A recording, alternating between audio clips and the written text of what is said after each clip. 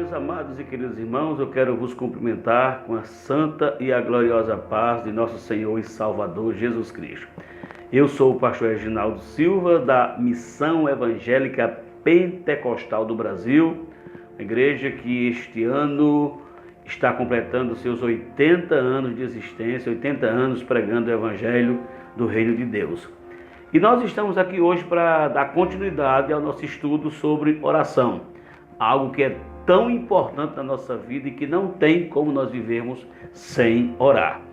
O texto de Lucas capítulo 18, versículo 1, diz assim: Disse-lhe Jesus uma parábola do dever de orar sempre e nunca esmorecer. O dever de orar sempre e nunca esmorecer. São as palavras, a recomendação do próprio Senhor e Salvador Jesus Cristo. Ele que deu o exemplo com a sua própria vida. Depois os discípulos e todos os grandes homens de Deus que fizeram história no reino de Deus, eles tinham o hábito de orar. Nós estamos falando, já falamos e estamos falando de alguns homens de Deus do passado. Encerramos o último vídeo falando sobre o George Whitefield, que foi um grande homem de oração, que ele chegou a pregar para 60 mil pessoas reunidas num único lugar, numa época em que não havia amplificação da voz humana por meios técnicos, não tinha tecnologia, não tinha nada, era somente a sua voz soando, e ele levou a palavra de Deus, ganhando muitas almas para Jesus. Tanto para Whitefield como para John Wesley, a fé cristã é uma vida de relacionamento com Deus. E como é que nós formamos um relacionamento com a pessoa? É conversando, é tendo intimidade. Então, para se ter intimidade com Deus, para se formar um relacionamento com Deus, é necessário que tenhamos uma vida de oração.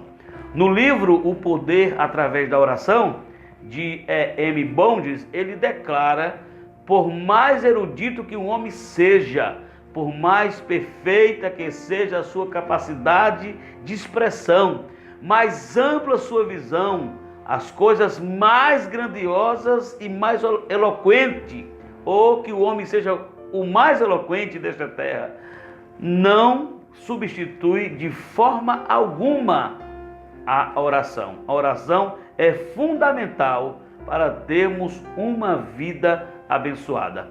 John Wesley, ele declarou: Deus não faz nada senão em resposta à oração. Claro que Deus é soberano e Ele opera como quer, da maneira como quer, mas Ele diz na sua palavra que nós devemos orar, nós devemos buscar.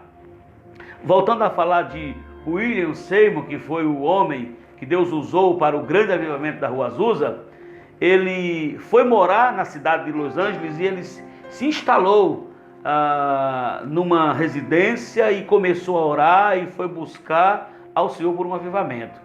E uma intensa reunião de oração brotou naturalmente nessa residência, que foi a casa da família Asbury, na rua Bonnie Bray, número 214, onde Seymour se hospedara. E na reunião do dia 9 de abril de 1906, o poder do Espírito Santo caiu sobre todos e a maioria das pessoas presentes começou também a falar em línguas. Foi um derramar muito grande do Espírito Santo. Jenny Moore, que mais tarde ela se casou com William Seymour, ela começou a cantar e a tocar piano, apesar de nunca ter aprendido a tocar. E a partir dessa noite, a casa da Rua Bonnie ficou lotada com pessoas buscando o Espírito Santo. Veja o que a oração faz. E dentro de poucos dias, o propósito de Seymour, que já estava mergulhado na presença de Deus através da sua prática diária de oração, ele também recebeu o batismo com o Espírito Santo e o dom de línguas. Foi algo fantástico, algo precioso. E posteriormente, então tiveram que mudar-se para a Rua Azusa, a famosa Rua Azusa, onde o rio de fogo fluiu de forma extraordinária, onde o poder de Deus se manifestou, como diz lá em Atos capítulo 1 e o versículo 8, mas recebereis poder ao descer sobre vós o Espírito Santo, e serão testemunhas tanto em Jerusalém como em toda a Judéia e Samaria e até os confins da terra. Tempos antes da Rua Azusa, John e Carlos Wesley eles se reuniram com George Whitefield e formaram um grupo santo na Universidade de Oxford em meados do século XVIII, inspirado nas reuniões de oração do Conde Zinzendorf na Alemanha. Juntos passaram a buscar a Deus em oração e as chamas se acenderam e o fogo do avivamento tocou toda a Inglaterra, trazendo uma colheita sem precedência. O Conde Zinzendorf, ele começou sua reunião de oração, preste atenção, em 1723. Esse movimento de oração deu seguimento a um dos mais extraordinários da história da igreja. Nesta reunião de oração, liderada pelo Conde Zinzendorf, foram visitados com um grande poder no dia 23 de setembro de 1723, às 11 horas da manhã. Olha o horário, né?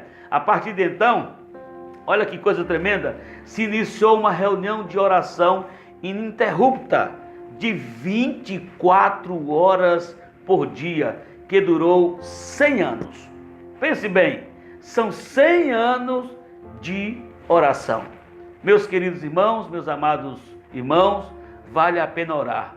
E o nosso desejo é que esse vídeo alcance o maior número de pessoas e que a gente logo esteja formando um grande exército de oração para termos um grande avivamento em nome de Jesus. Deus te abençoe grandiosamente, poderosamente. Que esta palavra, que os exemplos desses homens possa servir para mim e para você.